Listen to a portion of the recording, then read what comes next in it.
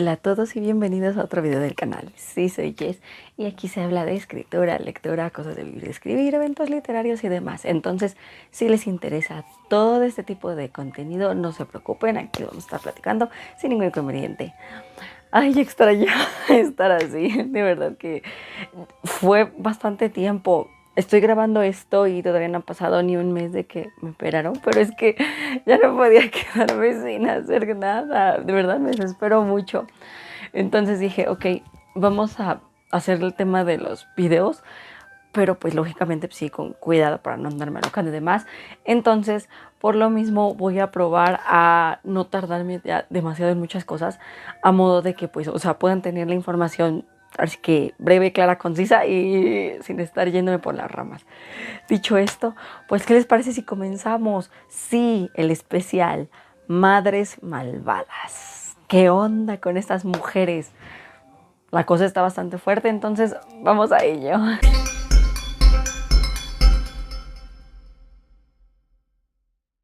¿De dónde viene este arquetipo de madre malvada? Miren, antes de comprender por qué surgió todo este asunto, debe de quedarles bien en claro que el tema de la madre malvada, el arquetipo como tal, salió como una derivación del arquetipo de la madre. Si ustedes no me ubican qué onda con los arquetipos, rapidísimo les explico. Son una serie de como elementos que comparten ciertos personajes o ciertos estereotipos de personas dentro de lo que es la psicología junguiana. Entonces, ya dicho eso rapidísimo, en el tema de la madre malvada, como les digo, se deriva de la madre, que es toda esta figura de autoridad femenina que pues lógicamente aparece en series, películas, libros, en fin, todo este material que se nos brinda. Y les digo, es como una subdivisión, porque así como puede haber madres horribles, ya sea porque odian a los hijos, nunca quisieron tenerlos, o porque nada más los tienen para algún beneficio y todo eso, así hay madres lógicamente buenas, que son cariñosas, muy buen pedo, ¿no? Como tal, el arquetipo de la madre, la primera representación que se dio es justamente la madre naturaleza. Creo que esto ya se las había comentado, pero rapidísimo se los vuelvo a repetir. Sí, la primera figura materna que se asocia a este arquetipo es la madre naturaleza, por este tema de su dualidad. A veces la madre naturaleza pues sí provee, te brinda cobijo, te brinda no sé, sombrita para cuando hace calor, todo eso, ¿no? Pero lógicamente cuando vienen desastres naturales y demás, vemos el lado no tan bueno de la madre naturaleza. Entonces, sí, por ahí ya se estaba barajeando el asunto justamente de la dualidad en las madres. Sin embargo, las primeras representantes así bien como tal de lo que es una madre malvada vienen justamente, bueno, por un lado tenemos a la Biblia. Es más, aquí hasta lo anoté por acá justamente. Sí, la primera representación que tenemos es de la Biblia y bueno, en cuanto a catolicismo y en cuanto a mitología ya como tal, viene pues justamente en los mitos griegos. ¿Qué onda con este tema de la madre malvada? En el caso de la Biblia, nuestro primer ejemplo, y creo que es el más representativo, que creo que la mayoría identifica, si es que, es Lilith. Esta figura de Lilith, que bueno, si ustedes ubican lo que es mitología cristiana o católica o han leído la Biblia, ubican a la primera mujer, esta mujer que fue hecha a la par de Adán y por lo mismo ella no se sentía como inferior. ¿Qué ocurre? Pues lógicamente esto no le, no le agradó a Dios. Bueno, en la historia de la Biblia no le agrada a Dios, la expulsan del paraíso parece que por revoltosa. Y esta mujer, ¿qué ocurre? Que empieza a tener descendencia propia, bueno, pero eso ya aparte, ahora sí que nada que ver con las creaciones de Dios. Entonces en la historia se te planta que Lilith es una mujer monstruosa. Aún así, yo pienso, ahora sí que cada quien, ahora sí que le daría el calificativo. Hay quienes sí la consideran una madre malvada, porque se supone que en la historia de la Biblia te comentan que algunos de sus hijos mueren cada día, cada cierto tiempo, porque ella no se entrega a Dios. Entonces hay quienes lógicamente dicen, no, es que eso es monstruoso, eso es horrible. Entonces por eso se le califica como madre malvada. Sin embargo, yo siento que hay una representante mucho más cruel que viene justamente de la mitología griega. ¿A quién me refiero? Atenea. Y yo sé que Atenea no tuvo hijos, pero aquí, como les dije al principio, la figura de la madre malvada viene justamente de este asunto de una figura femenina de autoridad. ¿Qué ocurrió con este mito entre Atenea y Medusa? ¿Qué pasa con Medusa? Medusa era una sacerdotisa del templo de Atenea que por tal o cual motivo Poseidón engatusa y demás y termina con, ahora sí que ahí con ella, teniendo sus que veres con ella. ¿Y qué ocurre? Que Atenea para ello es una falta súper grave. Pero en vez de castigar a Poseidón o de pedir la cabeza de Poseidón, no, va por Medusa. Y ahí es cuando se crea este monstruo terrible que lógicamente, bueno, ya después viene este asunto de Teseo intentando destruirla y que, bueno, sí, ¿no? Al final la acaba.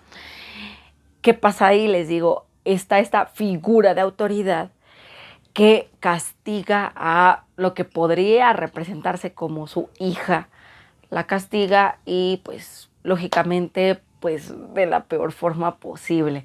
Entonces sí, quise tomar estos dos ejemplos como, ahora sí que como una prueba de la madre malvada, porque hay muchas representaciones de madre malvada, de verdad, muchísimas. Entonces ahí sí yo les recomendaría que la anoten, porque son varias que pueden encontrar, les digo, en libros, películas, series, es un montón de material. Entonces, la primera sería, por ejemplo, la madre sobreprotectora, esa que no te deja crecer, que siempre te quiere tener aquí al grado que casi casi controla tu vida y no te permite estarte alejando demasiado. Luego de ahí subimos un poquito el escalafón, la madre abusadora, que es esta que pues lógicamente usa a sus hijos con un fin, a modo de obtener algo, no le importa lastimarlos en el proceso y en algunas ocasiones incluso menosprecia sus sentimientos o cualquier otro esfuerzo que puedan poner ellos en su vida para salir adelante. Subimos un poquito el escalafón y ya viene lo que es ya estas madres que el abuso ya es físico y verbal. La madre abusadora se puede decir que está un poquito más abajo porque nada más es verbal.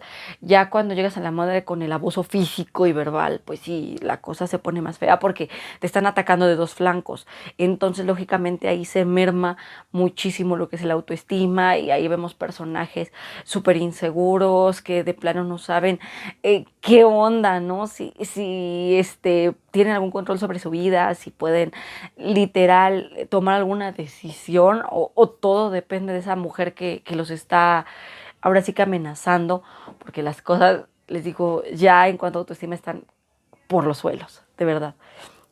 Ya de ahí subimos un poco más el escalafón a lo que son justamente pues ya las madres que ya literal ya no se miden y que ya se consideran madres. Espero que YouTube no me censure por esto. Ya son las madres asesinas, que ya justamente es cuando ya de plano no tienen ningún respeto por la vida de las personas que engendraron y simplemente para ellas en su cabecita simplemente esas personas están para pues ser lastimadas, ¿no? Al grado de que incluso casi casi su vida les pertenece, que feo, pero sí. Entonces, sí, ahí lo tienen. Estas son solo algunas, algunos, ahora sí que subramas de lo que son las madres malvadas. De todos modos hay muchísimos más. Y a lo largo de esta serie de madres asesinas vamos a estar checando ejemplos de mujeres muy mal, muy mal de la cabeza en varias cuestiones. Entonces, ojo con ello, de verdad.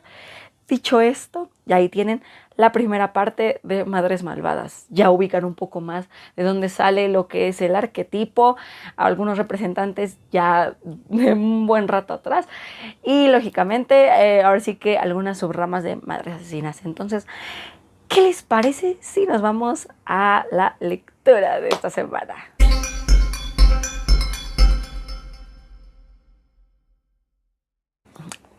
Bestias de la Noche. Sí, ya lo toqué, ya era necesario. El año pasado me lo dieron y dije, sí, lo voy a leer. Y lo voy a leer hasta ahorita, pero bueno. ¿Qué me pareció este libro? Primero que nada, rapidísimo les platico. Este libro llegó a mí por este asunto de que llegó mi cumpleaños y demás, ya saben, ¿no? Me dicen, ¿qué quieres que te leamos? Yo, libros. Así que yo, para todo, libros. Entonces me dijeron, va, órale. Me había dicho una de mis hermanas, es que yo vi un libro que la sinopsis se ve buena, entonces te lo voy a regalar a ver qué onda, si te agrada, no te agrada, qué onda. ¿Qué me pareció el libro? La verdad, el libro, la premisa del libro no está mal. De verdad, no está mal. Los personajes están interesantes, están entretenidos, claro que sí. Pero por ahí tengo un detalle en cuanto a ciertas descripciones, sobre todo en una parte de la historia, pero bueno, no nos adelantemos. ¿De qué va Bestias de la Noche? En Bestias de la Noche conocemos a Tag, un muchacho que se dedica a devorar pecados. Así es, ¿qué ocurre? Que los magos de su mundo liberan los pecados de las personas y estos aquí se ponen a pelear con los pecados y cuando los vencen como que se los tragan, ¿no? Como si fuera un humo, imaginen un como humo negro que se los devoran y pues ya de ahí ya lo absorben y todo y pasan a aparecer tatuajes en su cuerpo que representan el pecado que se devoraron. Entonces, pues sí, este Tag se supone que es uno de los aquí más talentosos, si no es que el más talentoso, tiene un montón de nombres todos locos que le ponen por lo mismo, ¿no? De que la gente está súper sorprendida con él. Ahora sí que casi de queremos estar ahí contigo siempre, ¿no? Y el Tag de, sí, órale. Al principio él se muestra como un muchacho despreocupado, muy de, sí, me vale madre todo, yo nada más voy a estar haciendo lo que me pidieron y punto, ¿no? Pero conforme avanza la historia empezamos a ver una evolución en el personaje. ¿Por qué? Porque ya conocemos un poco más lo que fue su vida antes de convertirse en un Aki. También los miedos que tiene, por ahí algunos lazos que forma, tanto con personas del pueblo en el que vive, como con gente de la misma realeza, todo eso, ¿no? Le dan una buena profundidad. Les digo, al grado que sí lo vemos crecer como personaje. No obstante, las cosas se empiezan a complicar, como tenía que pasar, ¿no? Se tienen que complicar. Y pues sí, tenemos aquí, bueno, a Tag, ahora sí que luchando con su parte aquí, al grado que el pobre llegan momentos en los que empieza a perder lucidez, como que dice, ¿qué me está pasando? Ahora sí que, ¿qué ocurre conmigo, con mi cuerpo? ¿Por qué? Porque Tag es alguien bastante especial. ¿Qué ocurre? Que los pecados que él devora, se supone que un Aki cada cierto tiempo devora pecados y después de un rato empieza a desvanecer la figura, ¿no? De la bestia que representa el pecado. Con Tag ya no pasa eso. Entonces, ¿qué ocurrirá con él?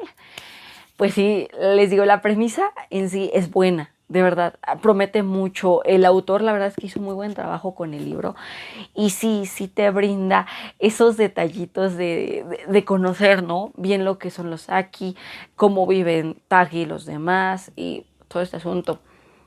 Sin embargo, por ahí yo tengo un detallito en técnicas narrativas y sí, digo, desde el principio lo voy a tener que mencionar porque es técnicas narrativas. Por ahí hay un detallito que sí vale la pena que uno comprenda, que es justamente este asunto de que las descripciones a veces sí se aloca un poco con ellas. Sobre todo por acá, más o menos, hagan de cuenta que por acá, por mitad del libro, tal vez un poquito, no, más o menos, algo así, desde acá más o menos. ¿Por qué esta primera parte no hay tanto problema? Porque por acá es por donde aquí todavía está en el pueblo, no hay ningún inconveniente, pero por acá más o menos, aquí se le brinda una misión, entonces sí o sí la tiene que obedecer, si no se van a fregar a su familia. Entonces, ¿qué ocurre ahí?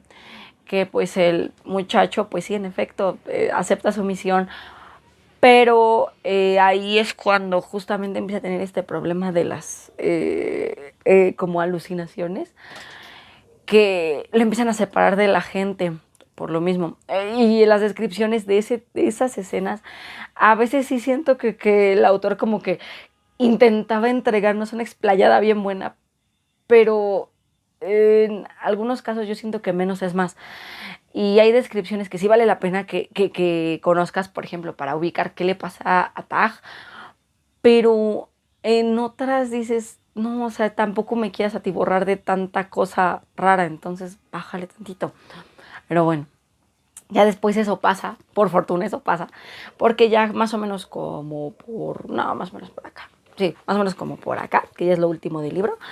Ya este hombre pues ya se pone a hacer otro tipo de cosas que ayudan a que ese tipo de detallitos ya se minimicen. Entonces les digo, sí, o sea, hasta eso no perdura el detalle este de las descripciones medio locas, entonces sí, no hay ningún inconveniente ahí, o bueno, por lo menos no tanto, entonces yo ahí por eso no me estoy quejando de, ay, Dios mío, esto está súper mal, no, no, no, o sea, se nota que el autor lo intentó usar como un recurso narrativo y, o sea, sí es un recurso narrativo, pero tampoco exageres, entonces, pues sí, esa es la cuestión.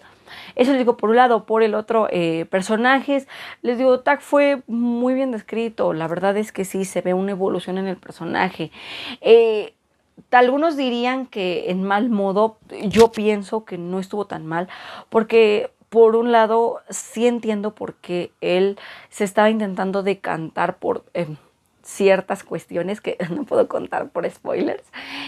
Sí entiendo que él se quisiera decantar por ese punto, pero al final no lo hizo, entonces tampoco exageren, ¿no? Porque luego he visto gente que se queja de, es que él estuvo a punto de tomar una mala decisión, o sea, sí, pero pues es humano, hasta eso se entiende, se perdona, entonces no tengo yo ningún inconveniente en ese asunto. Los secundarios, la princesa amarilla, Bo, creo que se llama Bo, sí, el amigo de este hombre, Nassim, todos ellos, ¿no?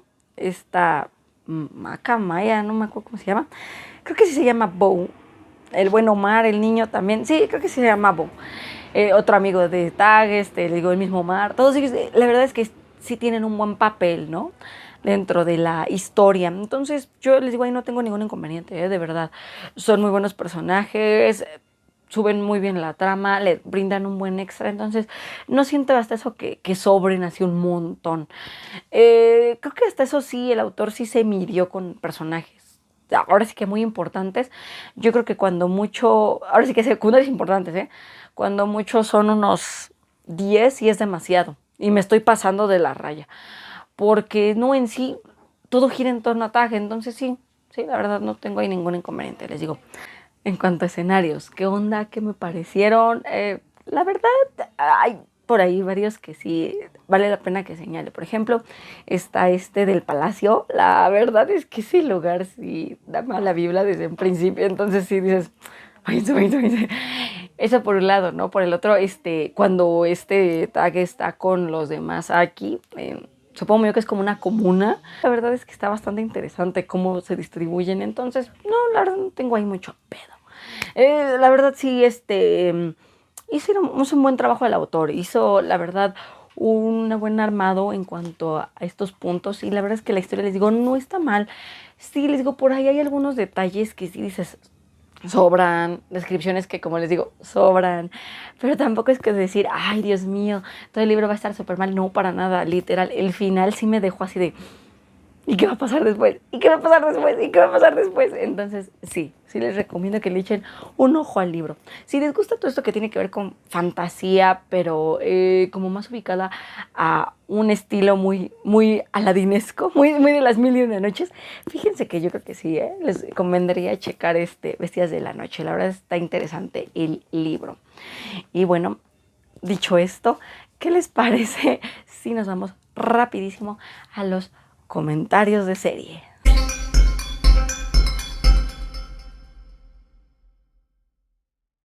North and South. Esta serie me la habían recomendado un montón. Me dijeron, tienes que verla, Jess, tienes que verla. Tú que te gusta la serie de Orgullo y Prejuicio, pero la viejita, la de los 90, tienes que verla, tienes que verla. Yo decía, pues bueno, va, está bien, le va a dar una oportunidad, relájense. Y sí, creo que no es un secreto, la verdad.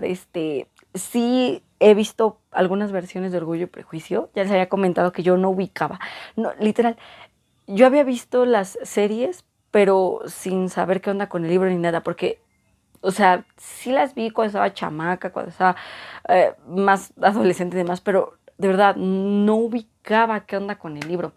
Me habían dicho, no, pues que Jane Austen, pero mi adolescencia no fue romance, definitivamente. Ya les había dicho que lo mío fue fantasía, literal, fantasía pura y dura de la mano de autores como Michael Ende, como Philip Pullman. Entonces, no, la verdad es que yo así de, no sé, a ver, ya después, ya ven, ¿no? Que leí el libro, dije, "Ah, está bien y demás", y me vi otras versiones de Orgullo y Prejuicio y más. Entonces, sí ubicaba qué onda, ¿no? Ya cuando me dijeron, no, la serie está más o menos ubicada por esos tiempos, sí ubicaba qué onda y dije, vamos a verla, órale, vamos a checarla. ¿Con qué me encontré? Esto definitivamente no es Jane Austen, pero tiene su propio brillo y de verdad que lo recomiendo, ¿eh? Sí, si ustedes no han visto esta serie, es del 2004, la verdad es que qué buena serie y qué buenas interpretaciones, ¿eh? La historia nos lleva de la mano de una protagonista de nombre Margaret Hale, la cual vive con sus papás en el sur de lo que, ahora sí que de Reino Unido, bueno, el antes reino de Inglaterra ya completito. Ella vive en el sur con su gente y la verdad es que su vida en ese entonces era muy banal, como muy light, pero por temas de que el papá empieza a tener problemas con el asunto del clero, de ciertas cosillas que estaban empezando a permitir, es que para esto, ojo, su padre era clérigo. Lógicamente la casa donde ellos vivían pues era parte del terreno del clero. Como él empieza a tener estos problemas y renuncia por completo a la iglesia, decide llevarse a su mujer, a su hija y a la ama de llaves de la familia a vivir al norte.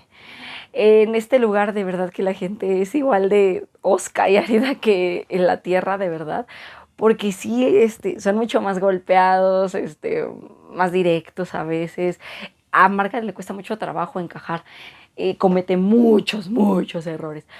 Pero a la par de esos errores, ella empieza a hacer buenos amigos, se empieza a acercar a las gentes que viven en estas fábricas de algodón, al grado de que literal, les digo, hace verdaderas amistades muy valoradas por ella con estas personas. Ella no tiene reparos en juntarse con gente que sea de su o sea, de un nivel más bajo, porque ella, pues les digo, en el sur están acostumbrados de, ay, sí, me vale, o sea, yo hablo con las personas que me caen bien y punto. Entonces, pues ella no tiene ningún inconveniente. Lógicamente, cuando conoce a la familia Thornton, pues las cosas ahí como que, ay, puya. ¿Por qué? Porque John Thornton es un hígado. Su mamá menosprecia a las personas, o sea, cañón.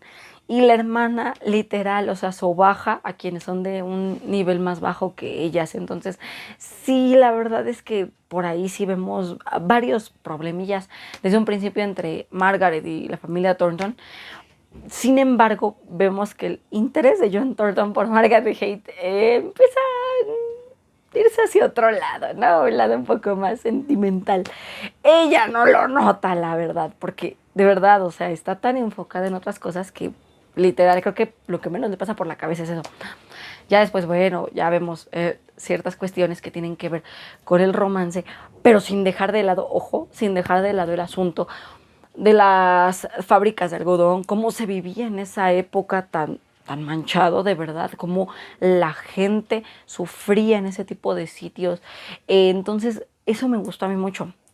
No se enfocan solo en el romance, sino que no se pierde de lado este asunto de la vida en ese entonces, lo cruda que era en esos territorios, cómo se tenían que ganar la vida, cómo a veces los terratenientes tenían que ser despiadados, porque si no también se quedaban sin comida, sin dinero para las familias. Entonces dices, wow, o sea, está fuerte, claro que está fuerte. La recomiendo, como les digo, claro que la recomiendo. Entonces, si ustedes tienen la oportunidad de checar esta serie North and South, vayan a revisarla. Sí, sí vale la pena por completo que le echen un ojo y que la disfruten.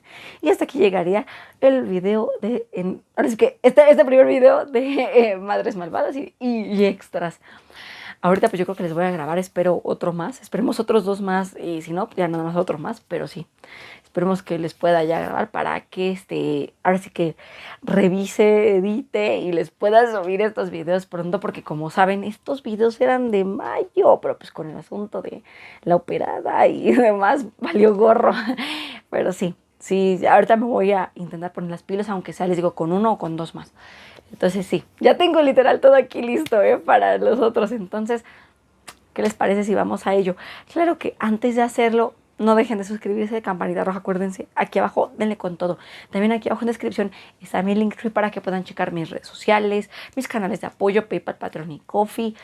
Todos estos datos que luego andan buscando de mí en redes, ahí, sin problemas. Ahora sí, dicho esto, vámonos al siguiente video. Adiós.